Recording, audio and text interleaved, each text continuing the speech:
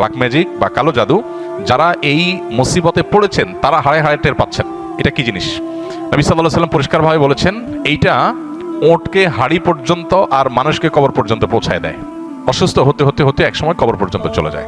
Black magic এবং দুষ্ট জিন, বদনজর, এগুলোর আক্রমণ থেকে, এগুলোর উপদ্রব থেকে নিজেদেরকে সেফ বা নিরাপদ রাখার উপায় কি?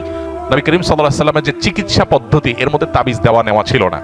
তিনি কখনো তাবিজ কাউকে দেননি, নিজে ব্যবহার করেননি। তিনি কি করেছেন?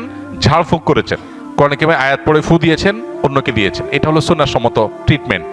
তিনকুল, বিসমিল্লাহিল্লাযী লা ইয়াদুররু মা ইসমিহি, তারপরে আপনার হাসবিয়াল্লাহু লা ইলাহা ইল্লাহু, আয়াতুল কুরসি, এই রক্ষা কবচ আমলগুলো বিশেষভাবে পালনীয় সকাল সন্ধ্যায়।